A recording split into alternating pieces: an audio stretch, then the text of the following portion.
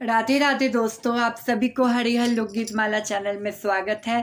दोस्तों, महाशिवरात्रि आ रहा है, इसीलिए हम महाशिवरात्रि का भोलेनाथ जी का एक विवाह गीत लेके आए हैं भोजपुरी में।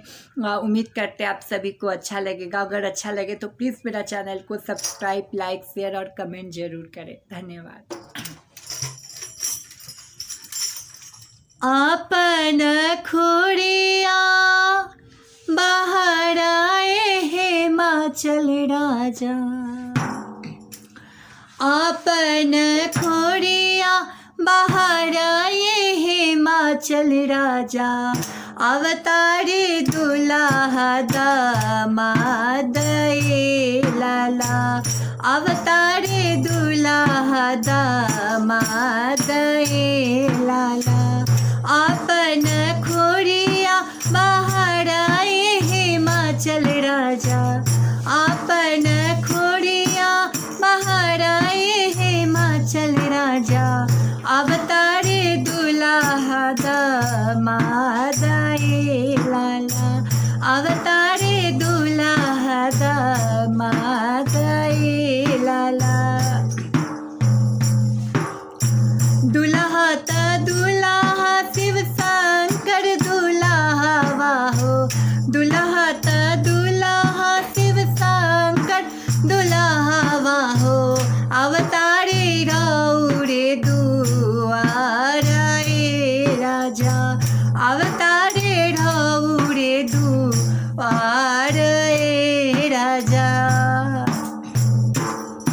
ओ दुल्हा के माथे सोहे बड़े बड़े जटावा हो, दुल्हा के माथे सोहे बड़े बड़े जटावा हो, जटावा से बहे गंगा धार राजा, जटावा से बहे गंगा धार राजा। दुल्हा के काने सोहे बिच्छू के कुंडलवा हो, दुल्हा के काने सोहे बिच्छू के कुंडलवा हो, गलवा में सरफा के हार राजा, गलवा में सरफा के हार राजा।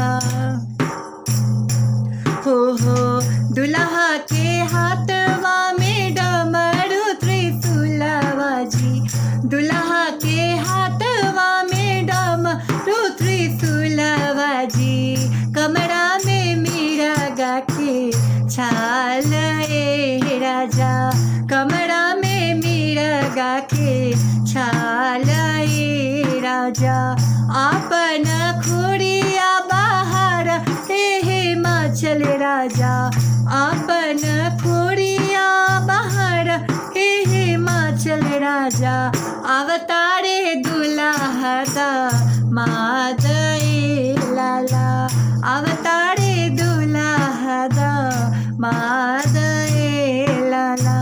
दुल्हा के चरण सोहे झुन कुखरउआ हो, गोला हो दुल्हा के पाए सोहे झुनु की खड़उआ हो, बसहा बैल रखवाला राजा, बसहा बैल रखवाला राजा।